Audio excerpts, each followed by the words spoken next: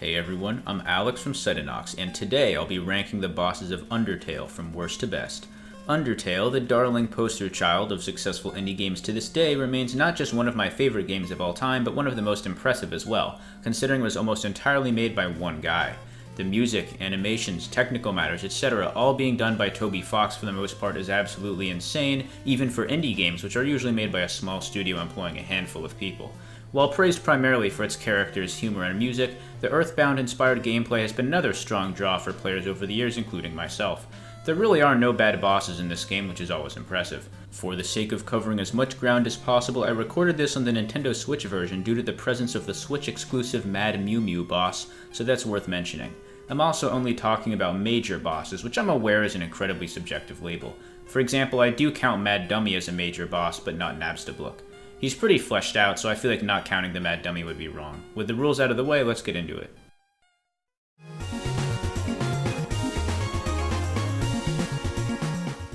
It's a tale as old as time. The tutorial boss is pleasant, but too easy to leave a strong impression. That said, it's far from brain dead. There's a lot of stuff whizzing around, and it can definitely nick you a time or two if you get sloppy. This is a bit deceptive to explain though, since the farther you get in the fight, the less forcefully she attacks you, eventually becoming unable to bring herself to harm you at all. I will say that I did feel pretty bad about ditching her house though. If it was real life and I was Frisk, I think I personally would have stuck around the house, at least for like a little while. Toriel is a pretty good reason to expect your death given the fates of the last several humans, so it's understandable that she not wants you running around getting fucked up by Undyne or whatever else is out there. That said, the outside world did never feel too dangerous, especially with the newly crowned Tumblr sexy man Sand showing you the ropes. To bring it home, Toriel is a fine boss and works great in her story role, it's just not a particularly epic or engaging test of skill like most others.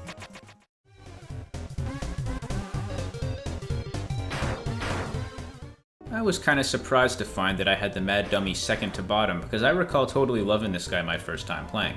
I still am a big fan, especially of his bangin' music, but the other bosses have a few things over him that leave him stranded down in the lower end. For one, his character is purely comic relief and not particularly important to the greater story. A lot of Undertale's boss fights ride or die on their emotional weight, and this is simply a funny and entertaining fight with a random dickhead ghost. I think he might be Nabstabluk's cousin or something if I remember right, but I could be wrong on that. I know Mettaton definitely is at the very least, more on him later. Mad Dummy is one of the only times in the Pacifist run you're allowed to sort of technically hurt someone, in the same way Spider-Man let the Green Goblin impale himself with his own glider. You're semi-responsible, but they definitely caused it more than you. It's fun seeing all the creative ways to literally work outside the box in a lot of the fights, here using his own projectiles to blow him up. There's plenty of variety with the dummy changing up his method of attack out of frustration multiple times over the course of the battle, so it never gets very repetitive. The flavor text here is also great, and the spastic animations at the end when he becomes totally unhinged are a work of art. Overall, I give him the edge over Toriel for having both more engaging gameplay and being a more amusing character, so he manages to beat out at least one member of the main cast.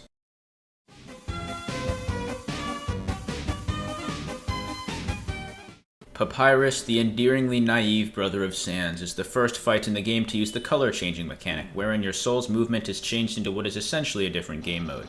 This particular version makes you move like a platforming character, navigating the box with the force of gravity now applicable to everything you do. It's not very difficult since, like Toriel, this is one of the earliest major boss encounters. While I'm on the subject of Papyrus, I'd like to add that killing him on the genocide route was like one of the most soul-crushing things I've ever done in my life. Killing friendly characters in video games makes me feel like shit, which is one of two things that makes me feel this way that doesn't seem to bother anyone else. The other one is prank calling, if you were wondering, for some reason, but seriously, nobody seems to be as gutted as I am about killing game characters for whatever reason. Like in Dark Souls, I basically never do it for anyone other than dickheads like Yurt, whereas lots of people I know basically go on murder rampages. I killed Eileen the Crow once for the Blades of Mercy and felt like I just executed a puppy with a sledgehammer. Anyways, back to Papyrus. Bone Trussell is a pretty perfect theme for him. It's very in character accompaniment to his dreams of global popularity and international renown. I relate to the guy really. Most of his text is how I feel about running this channel. Not yet, but someday we'll have like a gajillion subs and $10 trillion and our faces on every billboard and television screen. Just you wait, world. The Cytonox takeover is coming. I hope. Papyrus having his special attack be an anticlimax is another very in character element to his fight, considering how nothing ever seems to go as planned for the guy. Overall, Papyrus is a great character with a solid but easy fight, which isn't enough to break to the big leagues, but is impressive work nonetheless.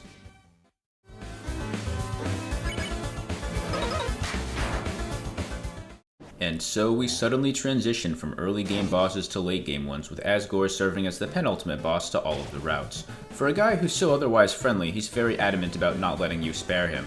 As this sort of final boss, he's actually pretty tough, sporting a health bar hefty enough to make the ancient dragon proud. I suppose it is rather hard to bludgeon someone to death with a frying pan, as one guy from my high school found out the hard way a few years back. This is an endurance fight, with you struggling to stay alive long enough to beat him down despite endless volleys of spears and swipes. It's essentially Toriel hopped up on Insane Labs pre-workout. I wasn't paid to say that, by the way, I just think this stuff looks like it'd be crazy. He's got the blue stay still, orange move, color-coded attacks introduced back in the Hotlands, which can be a cool memory test if he does more than 4 or so swipes with it. You can weaken him with a butterscotch pie from Toriel if you lugged it all the way to the end, but I think I had to use it against Mettaton or something, so I wasn't able to benefit from it this time around. Bergen trucking is a nice theme for Asgore, very final sounding and suitably pretty fast paced when it gets going. Asgore is a great way to usher in the beginning of the end, even though I will say his fight can be rather annoying sometimes if he's really beating your ass.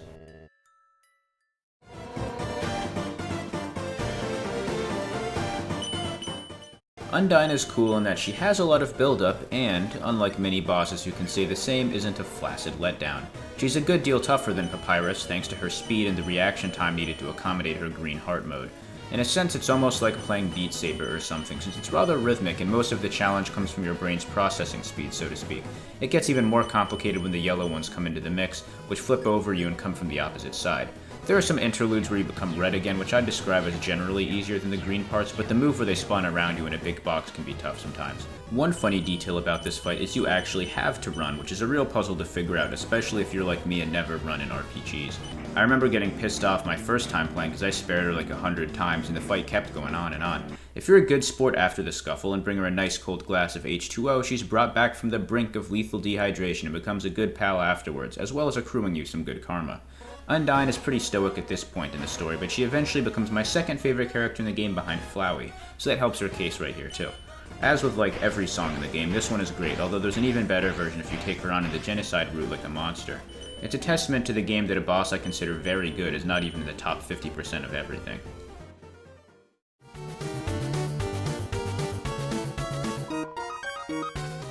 The Mad Dummy gets the last laugh after all, since his return into the body of Alfie's old, I hope it's just an action figure, is a pretty entertaining one.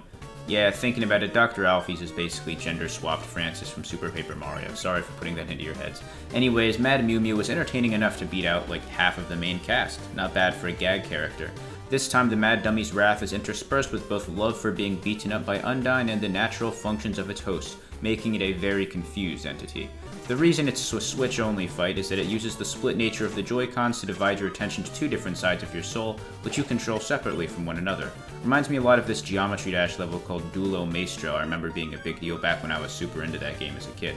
While it's not so tough once you get it down, there's definitely an adjustment period where I was getting punked pretty hard early on.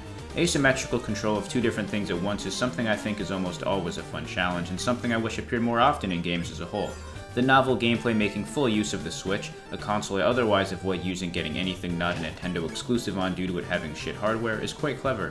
Solid challenge and a funny character make Mad Mew Mew a worthy foe.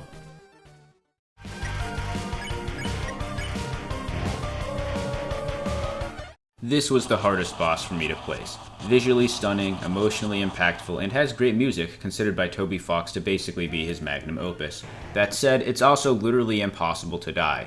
If I wanted to keep up the Geometry Dash analogy from the last segment, this fight is done in practice mode. Even if he hits you with a Mega Buster, Annihilator, Universe Eraser, Rainbow Laser, Starblade, or whatever the shit, you're totally fine. You just have to restart the turn or something. It's still an awesome fight and has the second coolest visuals in the game, but the lack of danger sorta takes the piss out of him. He'd be a good candidate for the top or second to top spot if he was an actual threat, but he's just a softie like his dad. Maybe even more so considering Asgore put me through hell far more than Azrael did. It is really interesting seeing the soul behind Flowey though, or rather the soul he lacked. Flowey remains one of the most interesting characters in fiction to me due to how creatively he uses fourth wall breaks and how frighteningly well he works as an analog for the player. Making a character as morally depraved and cruel as Flowey understandable, let alone sympathetic in the genocide route, is pretty hard to spin, but it worked. Even though this fight caps off the pacifist route, he still gets a bummer ending where he gets stuck in his samsaric, psychopathic nightmare in the underground, but now he has nobody left to experiment, which is probably for the best that no one be left nearby, but very tragic. Azrael is almost moot gameplay-wise, but the story elements and cool attacks make him fun at least, and I'd call him a very amazing final boss.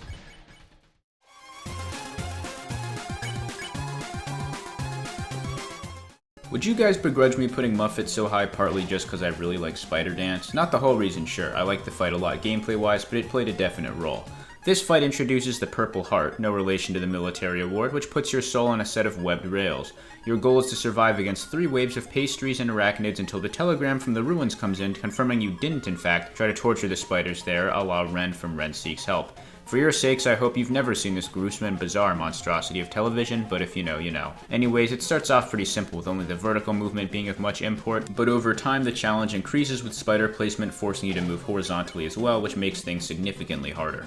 I don't think I've ever died fighting Muffet, but I've definitely come close a handful of times. By the end, the spiders are moving fast enough to catch up to moving cars. If I ever saw something like that in real life, I'd pull out a lighter and a can of aerosol.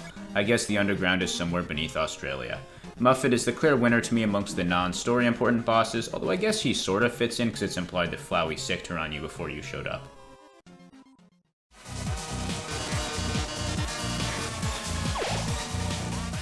Mettaton EX, the purported finest achievement of Dr. Alphys, is best described by his theme name, Death by Glamour.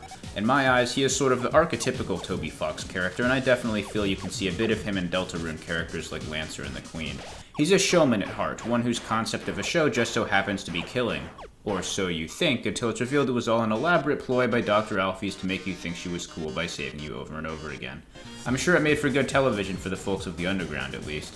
You encounter him a number of times before the main fight with Mettaton EX, unless you're on the genocide route where the poor guy gets Mettaton knee owned in one hit. The quiz is a lot funnier on repeat playthroughs since some of the questions make more sense then, like the ghost one. He makes use of my favorite soul mode, the yellow one, where you can move and shoot sort of like an old arcade game.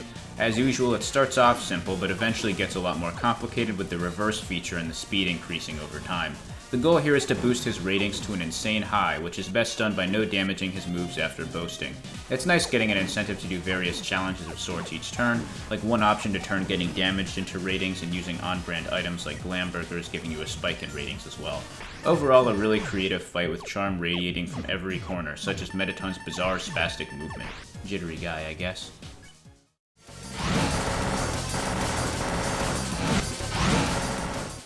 Omega Flowey is by far the most Alex-ish boss of the lot. If you want some other examples of things I'd put into this category, I offer you Mad God, House of a Thousand Corpses, Videodrome, Akira, Tetsuo the Iron Man, Frankenstein's Army, and No More Heroes 1 and 2.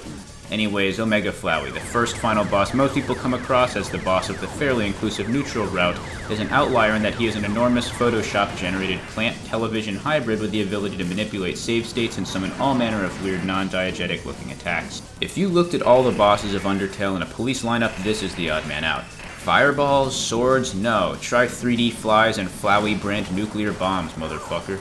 Coolest design in the game by a mile. Absolutely demented, deranged-ass creation. Bravo, Toby. Each segment of dodging his moves is broken up by little WarioWare minigame type events where you dodge some items associated with each other human soul to gain his power and one by one turn them against Flowey. He seems a lot more powerful than Azrael does to me, so I find it odd that Omega Flowey is supposedly inferior to him. Gameplay-wise, it's about as genuinely bullet hell-esque as it gets too. Basically nobody without inhuman reflexes is getting out of this unscathed. Overall, a super memorable and cool boss, losing to others only on the gameplay front, and not by a large margin at that.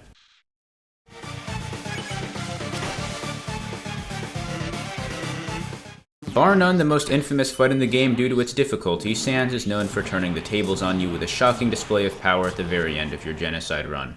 Well, that and Megalovania, which most people who were active on the internet back when Undertale came out can probably recognize instantly from the first note. Even the popes heard it, for crying out loud. I literally could not beat him no matter how hard I tried back in middle school, but somehow beat him third try on this run, which was a pleasant surprise. Despite having a measly 1 HP and being ID'd as the weakest creature in the underground, he has the meta ability to dodge, making him impossible to take alive while he's awake. This gag cracked me up as a kid because I definitely remember thinking it was dumb as shit that most RPG fights were basically 2 guys standing still and chucking lightning bolts at each other until one of them died. Sans sends out seemingly endless volleys of iframe neutralizing bones, only once stopping to show a semblance of mercy, only for you to get dunked on if you take him up on it. The hardest ones for me were the blue soul bits, where you got to jump away from one of the sides of the screen, mostly because he'd changed the gravity mid-jump while I was still holding the same arrow key and it'd throw off my next jump. That Gaster Blaster spam segment at the end is also absolutely nerve-wracking. If you'd measured my stress levels during this part, you'd think they belonged to a child refugee escaping a war zone in a wheelbarrow underneath a mountain of corpses. That was like going through a military checkpoint and some guy is prodding the bodies with a rifle muzzle and you can feel them shifting above you.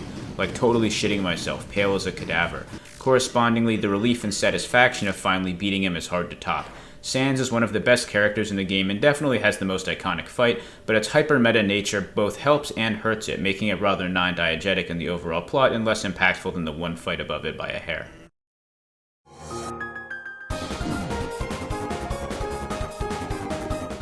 Undyne on the genocide route is a whole different beast. By this point in the game, you've already killed Papyrus and attacked the Monster Kid, which is to say Frisk is truly irredeemable by that point.